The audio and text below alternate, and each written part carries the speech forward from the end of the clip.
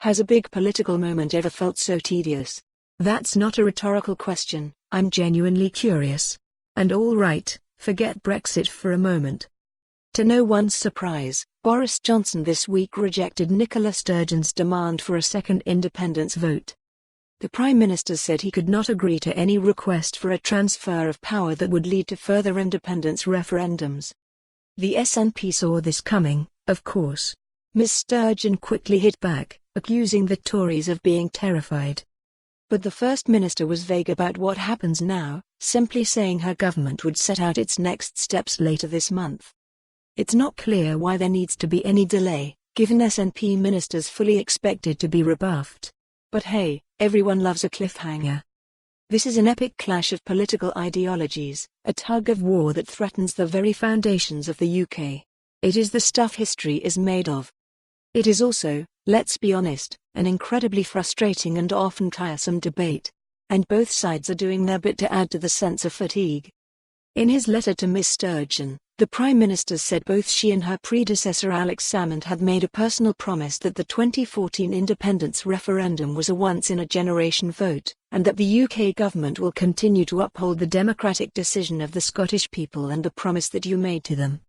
The problem with that reference to democracy, fairly obviously, is the SNP's electoral success. The party won 48 of Scotland's 59 MPs last month. You would be hard-pushed to find anyone who doesn't know what the SNP stands for.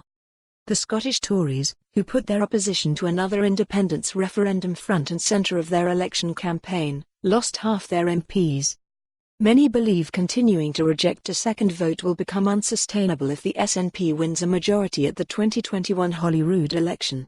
A simple pro-independence majority between the SNP and the Greens would also add to the growing clamour. Talk of mandates is sometimes overblown, but if repeated electoral success isn't a mandate, what are elections actually for? This will be particularly true if 2021 becomes a referendum on a referendum. Which it will be. This is something even Scottish Secretary Alistair Grant appears to concede. Or he used to, anyway. In November, he suggested the democratic mandate for a Section 30 order, which would pave the way for another vote, was a matter for 2021. Last weekend he U-turned on this.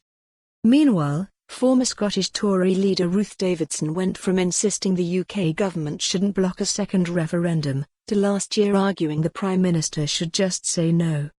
Labour has been tying itself in knots ever since Shadow Chancellor John McDonnell sauntered over the border last summer and in CSTE. For more on this story, visit the news article link.